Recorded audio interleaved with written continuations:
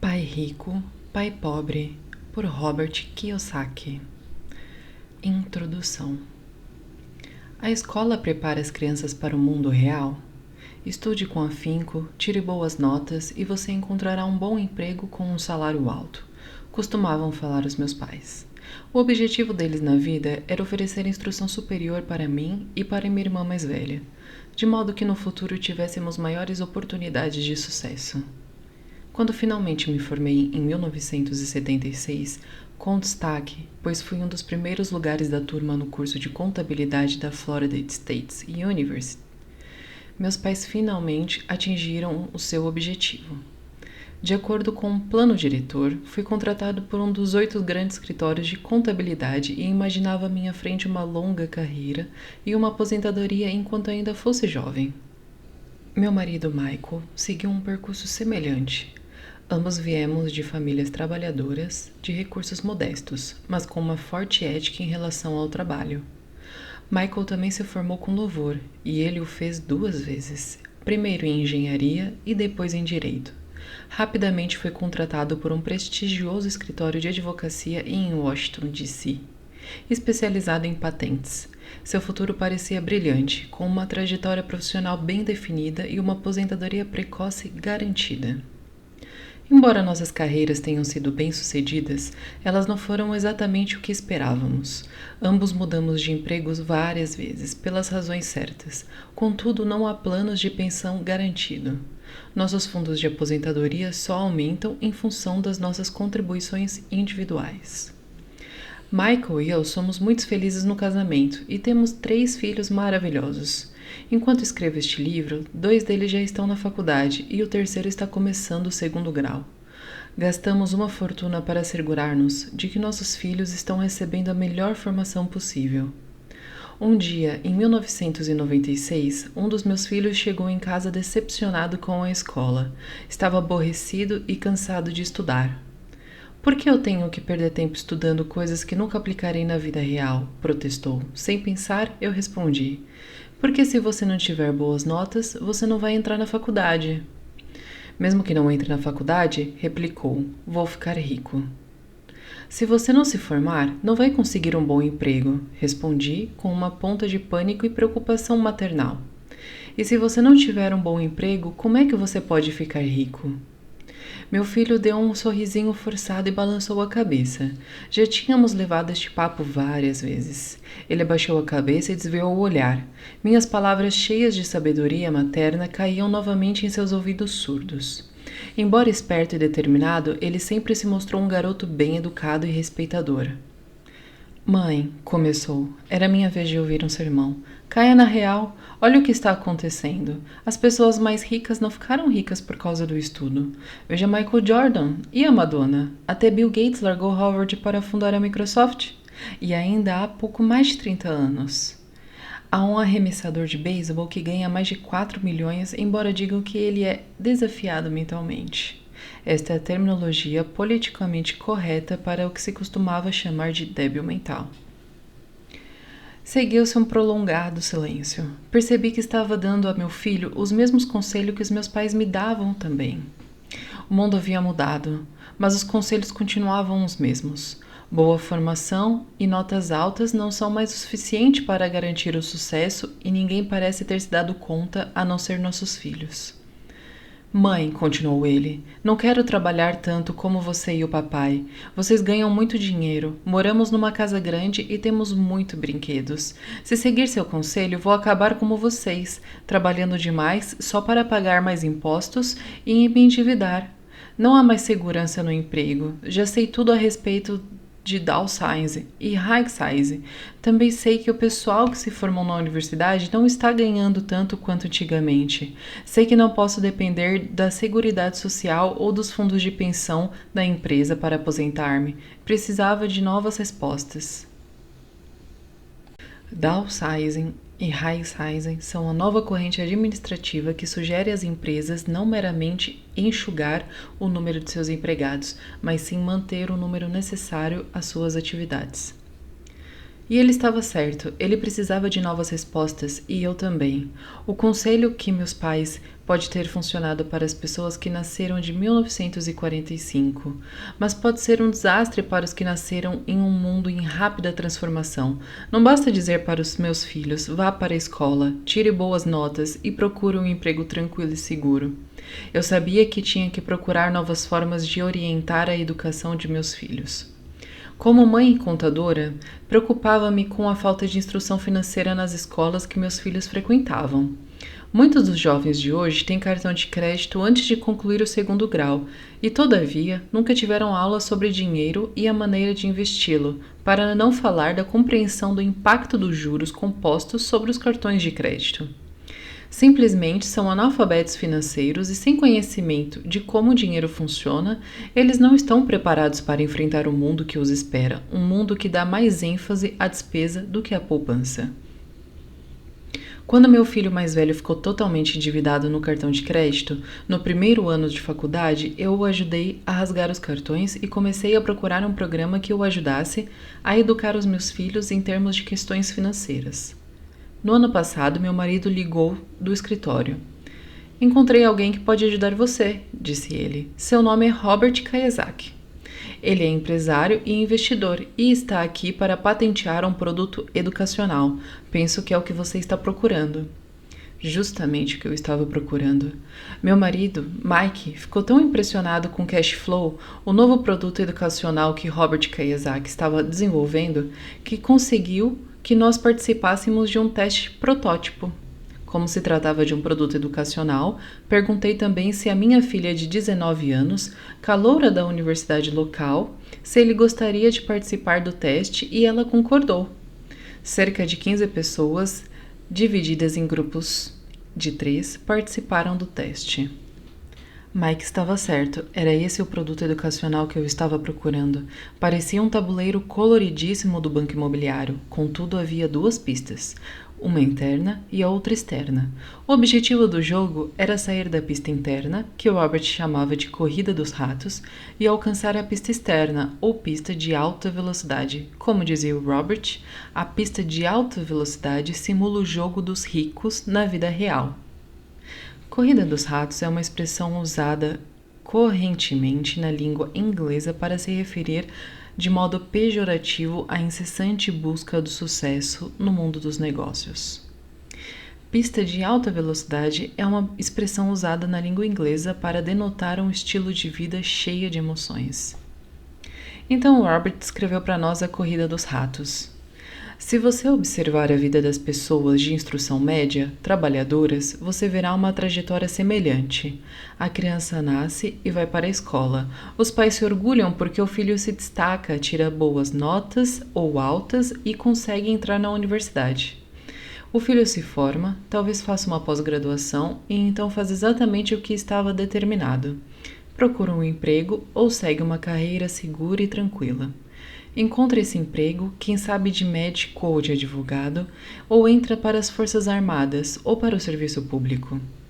Geralmente o filho começa a ganhar dinheiro, chega um monte de cartões de crédito e começam as compras, se é que já não tinham começado. Com dinheiro para torrar, os filhos vão aos mesmos lugares onde vão os jovens. Conhecem alguém, namora e às vezes casa. A vida é então maravilhosa porque atualmente o marido e a mulher trabalham. 2 salários são uma bênção. Eles se sentem bem-sucedidos. Seu futuro é brilhante e eles decidem comprar uma casa, um carro, uma televisão, tirar férias e ter filhos. O desejo se concretiza. A necessidade de dinheiro é imensa. O feliz casal concluiu suas carreiras são da maior importância e começa a trabalhar cada vez mais para conseguir promoções e aumentos. A renda aumenta e vem outro filho, e a necessidade de uma casa maior. Eles trabalham ainda mais arduamente, tornam-se funcionários melhores. Voltam a estudar para obter especialização e ganhar mais dinheiro. Talvez arrumem mais um emprego, suas rendas crescem, mas a alíquota do imposto de renda e o imposto predial da casa maior, as contribuições para a Seguridade Social e os outros impostos também crescem. Eles olham para aquele contra-cheque alto e se perguntam: para onde todo esse dinheiro vai? Aplicam em alguns fundos mútuos e pagam as contas do supermercado com cartão de crédito. As crianças já têm 5 ou 6 anos e é necessário poupar não só para os aumentos da mensalidade escolar, mas também para a velhice. O feliz casal, nascido há 35 anos, está agora preso na armadilha da corrida dos ratos pelo resto dos seus dias. Eles trabalham para os donos da empresa, para o governo, quando pagam os impostos, e para o banco, quando pagam os cartões de crédito e hipoteca. Então eles aconselham seus filhos a estudar com afinco, obter boas notas e conseguir um emprego ou carreira seguros. Eles não aprendem nada sobre o dinheiro, a não ser com aqueles que se aproveitam de sua ingenuidade e trabalham arduamente a vida inteira. O processo se repete com a geração seguinte de trabalhadores, e essa é a corrida dos ratos. A única maneira de sair da corrida dos ratos é provar sua proficiência tanto na contabilidade quanto no investimento, que são 2 assuntos mais difíceis de dominar. Como auditora independente formada que já trabalhou para um dos 8 grandes escritórios de contabilidade, fiquei surpresa que Robert tornara o aprendizado desses 2 temas divertido e empolgante. O processo estava tão bem dissimulado que, enquanto trabalhávamos diligentemente para sair da corrida dos ratos, esquecíamos rapidamente que estávamos aprendendo. Logo o teste do produto se transformou em uma tarde divertida em que falei com a minha filha de coisas que nunca tínhamos discutido antes. Como contadora, jogar um jogo que precisava de uma demonstração de renda e de um balanço era fácil, de modo que tive tempo para ajudar minha filha e os demais jogadores do meu grupo a entender quais são os conceitos que eles desconheciam. Naquele dia fui a primeira pessoa e única de todo o grupo de teste a sair da corrida dos ratos. Saí em 50 minutos, embora o jogo continuasse por cerca de 3 horas. Na minha mesa estava um gerente do banco, o dono de uma empresa e um programador de computadores. O que me perturbou era o pouco que essas pessoas sabiam sobre contabilidade e investimento, assunto importantes para sua vida. Fiquei imaginando como eles administravam as questões financeiras na vida real. Podia entender que minha filha de 19 anos não soubesse nada, mas eles eram adultos, com pelo menos o dobro de sua idade. Depois que terminei a corrida dos ratos, fiquei acompanhando por 2 horas a minha filha e aqueles adultos instruídos e afluentes que rolavam os dados e movimentavam seus marcadores. Embora estivesse contente de vê-los aprendendo tanto, fiquei incomodada ao perceber que os adultos tinham pouco conhecimento dos princípios básicos da contabilidade e do investimento. Eles não conseguiam ver com clareza a relação entre sua demonstração de renda e seus balanços. À medida que compravam e vendiam ativos, eles tinham dificuldade em lembrar que cada transição poderia ter um impacto sobre o fluxo de renda mensal. Pensei em quantos milhões de pessoas, no mundo real, lutam com problemas financeiros só porque nunca estudaram esse tema. Graças a Deus, estes estavam se divertindo e se traíam com ânsia de ganhar o jogo, disse para mim mesma. Quando Robert deu finalizado o teste, ele nos concedeu 15 minutos para discutir o cash flow entre nós mesmos. O dono de empresa do meu grupo não estava feliz. Ele não gostou do jogo. Não preciso conhecer isso, disse. Tenho contadores, gerentes de bancos e advogados que me assessoram neste assunto. Robert lhe respondeu: Você já notou que há uma porção de contadores que não ficam ricos? E gerentes de bancos e advogados e corretores de valores e corretores imobiliários? Eles sabem muita coisa e, em geral, são inteligentes, mas a maioria não é rica.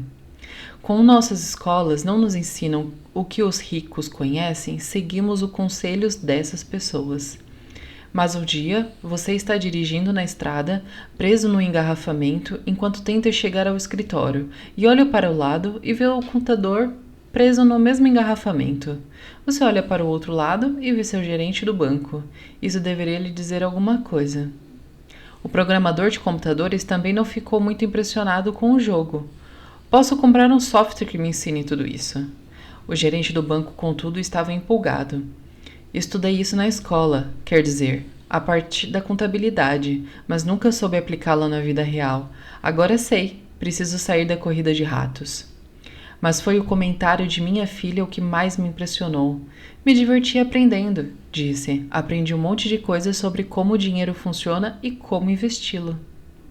Então acrescentou: agora posso escolher uma profissão pelo que quero fazer e não para ter um emprego seguro ou mordomias pelo salário.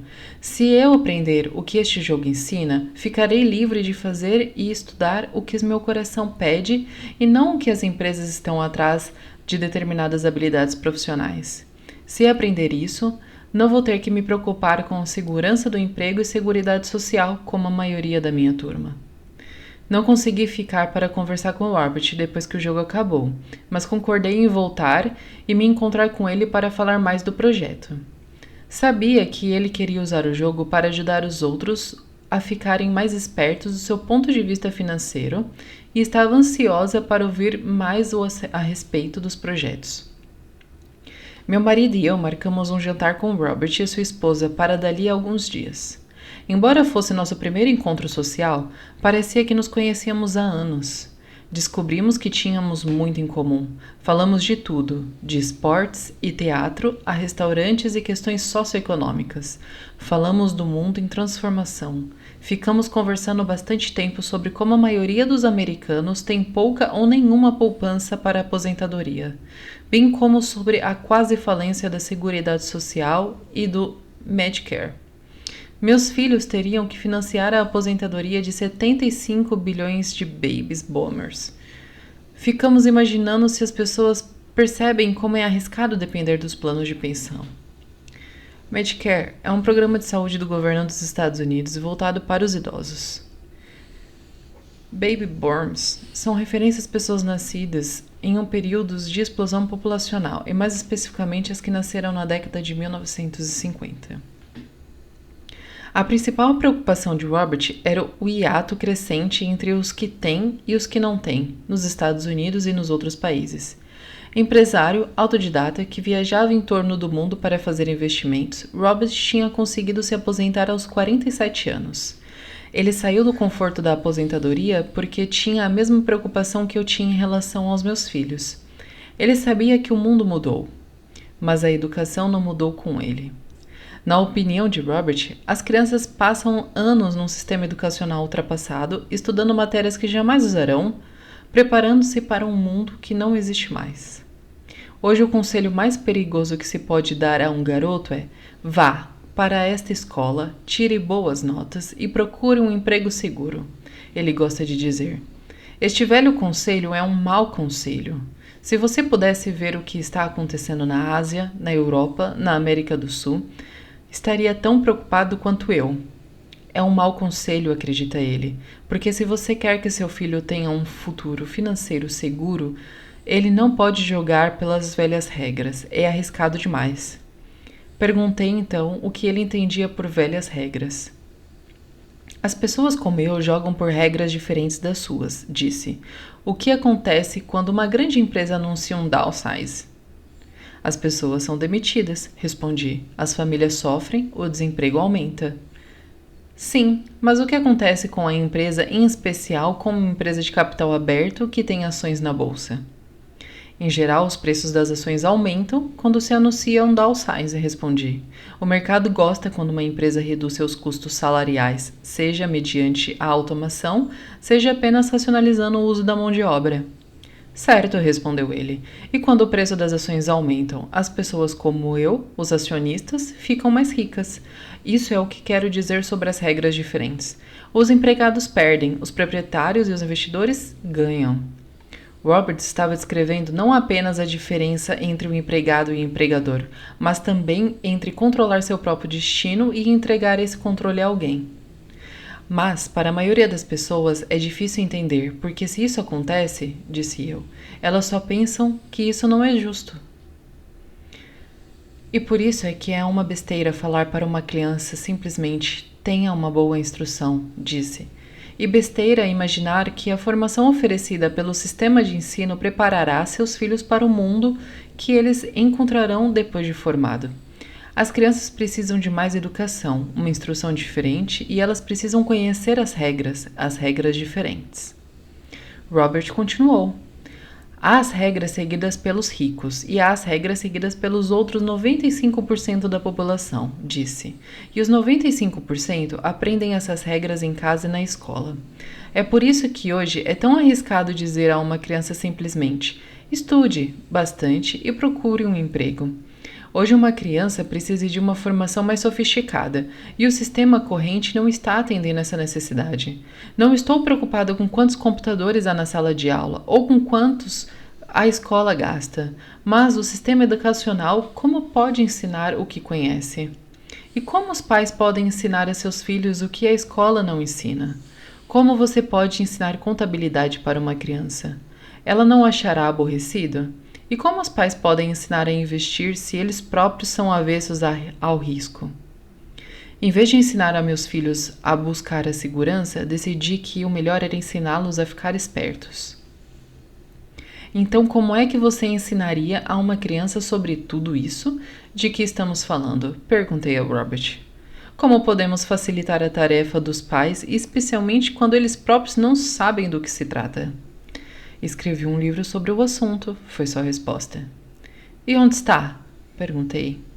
Em meu computador. Está lá há anos em pedaços. De vez em quando acrescento algo, mas nunca consegui organizar o material. Comecei a escrevê-lo depois que o meu outro livro virou best-seller, mas nunca acabei o livro novo. Só tenho pedaços. E estava em pedaços mesmos. Depois de ler os capítulos, achei que o livro tinha méritos e que deveria ser publicado sobretudo neste tempo de transformação. Concordei em ser coautora do livro de Robert. Perguntei-lhe de quanta informação financeira ele achava que uma criança precisaria. Ele falou que depende da criança. Ele sabia que desde garoto queria ser rico e teve felicidade de encontrar uma figura paterna que era rica e que quis orientá-lo. A educação é o fundamento do sucesso, disse Robert.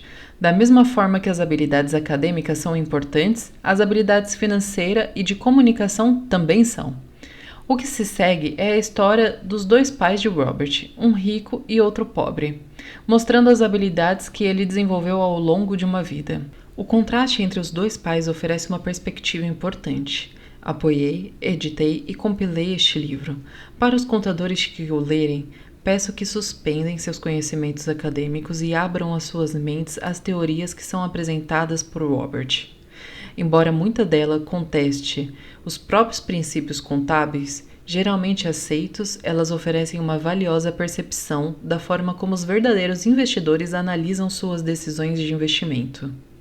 Quando nós, como pais, aconselhamos nossos filhos a ir para a escola, estudar muito e obter um bom emprego, fazemos isso muitas vezes em decorrência de um hábito cultural. Sempre foi certo fazer isso. Quando encontrei Robert, suas ideias de início me espantaram.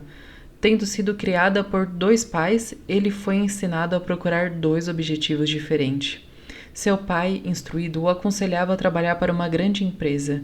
O seu pai o aconselhava a ser dono de uma grande empresa. Ambos as trajetórias de uma vida exigiam instruções, mas os objetivos de estudo eram completamente diferentes. Seu pai instruído o incentivava a ser uma pessoa instruída. Seu pai rico o incentivava a contratar pessoas instruídas. Ter dois pais causou muitos problemas. O pai verdadeiro de Robert era um superintendente de educação no estado do Havaí. Quando Robert estava com 16 anos, a ameaça de "se você não tirar boas notas, você não vai conseguir um bom emprego" tinha pouco efeito. Ele já sabia que sua trajetória profissional era ser dono de empresas, não trabalhar para elas. De fato, se ele não houvesse tido no curso secundário um orientador escolar sábio e persistente, poderia não ter continuado os estudos. Ele admite isso. Estava ansioso para começar a acumular seus ativos, mas finalmente concordou com uma educação superior também seria útil. Na verdade, as ideias desse livro são provavelmente muito extremas e radicais para a maioria dos pais. Alguns estão tendo dificuldades até para manter seus filhos na escola. Mas à luz de nossos tempos em transformações, como pais, precisamos estar abertos às ideias novas e ousadas, incentivar filhos a serem empregados e aconselhar nossos filhos a pagar mais do que a justiça parcela impostos ao longo da vida, com pouco ou nenhuma esperança de uma aposentadoria. De fato, a maioria das famílias trabalha de janeiro a meados de maio para o governo. apenas para cobrir seus impostos. São necessárias novas ideias e este livro as oferece. Robert afirma que os ricos educam os filhos de forma diferente. Eles ensinam aos filhos em volta da mesa de jantar. Essas ideias podem não ser aquelas que você escolheria para discutir com seus filhos, mas obrigada por olhar para elas. Eu o aconselho a continuar buscando. Em minha opinião, como mãe e auditora independente, o conceito de simplesmente ter boas notas e achar um bom emprego é uma ideia velha. Precisamos de novas ideias e de uma educação diferente. Talvez falar para seus filhos sobre lutar para serem bons funcionários e criarem sua própria empresa de investimentos não seja uma ideia tão má.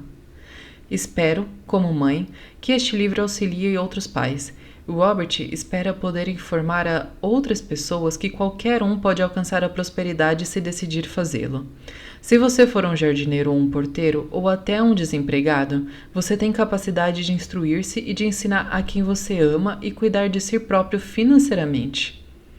Lembre-se que a inteligência financeira é o processo mental pelo qual resolvemos nossos problemas financeiros.